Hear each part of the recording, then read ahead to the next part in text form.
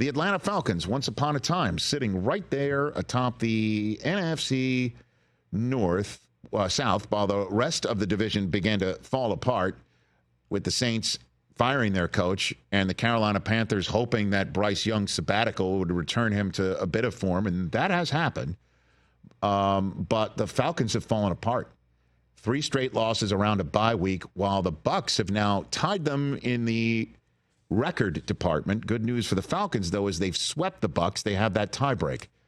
But Kirk Cousins, going back to Minnesota, coming off of a 4-interception game, the question to Raheem Morris was if he has confidence in his quarterback coming off of these performances. Concerning trend, because I don't think he'll do it again. You know, it'd be concerning if I thought it was repeatable for him to be able to go out there and do that because he just couldn't see it or didn't know what he was doing. You know, we just made some critical mistakes in those positions that we can't make.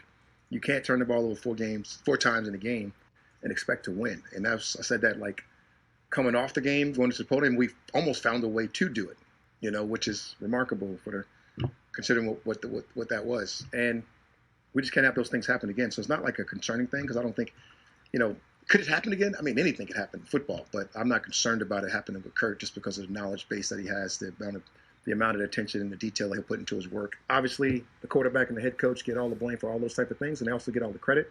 And when we were winning, we got all the credit, and now we deserve all the blame, and now we got to go out there and fix it. I do love Raheem Morris. Same. That said, they're going back to a spot in Minnesota where some fans will be like, we've seen these games get repeated. Yeah, usually they're in primetime. Oh, my God, this guy. And coming into the season, the question has always been, since they drafted Michael Penix Jr., is what happens when things go a little bit south for Kirk Cousins and the team?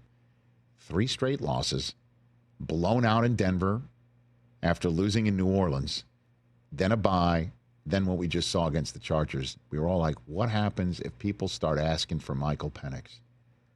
That moment has arrived. 13 weeks in, the moment's arrived. The coach was asked directly that in his press conference. This league is built on pressure. And I know, you know, pressure in this league, you better be ready to deal. My whole deal is, man, we pick Penix with a real purpose, right? Our future quarterback, and when that happens, that happens.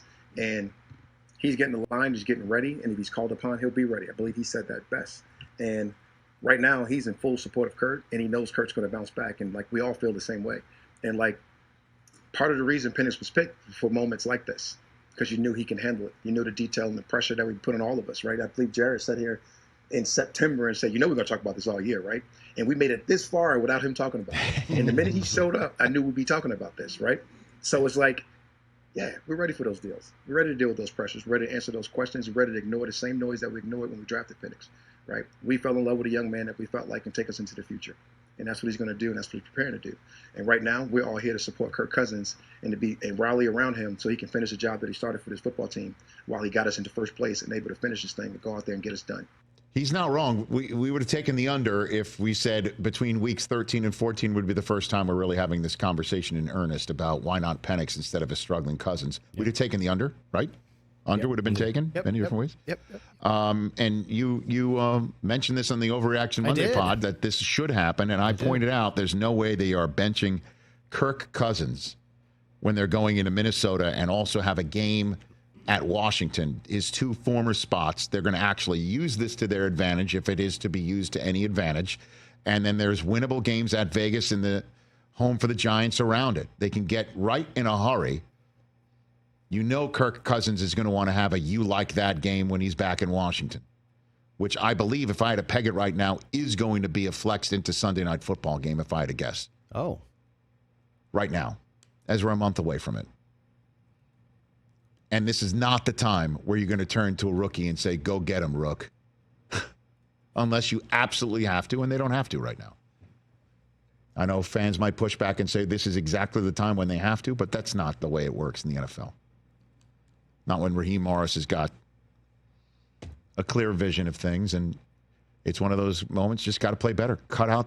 Just don't throw it late over the middle in the end zone when we can get 3 points, which is normally what you say to somebody as young as Penix, not as somebody as veteran as Cousins. Agreed. Catch the Rich Eisen Show every single day on the Roku Channel, 12 to 3 Eastern, for free.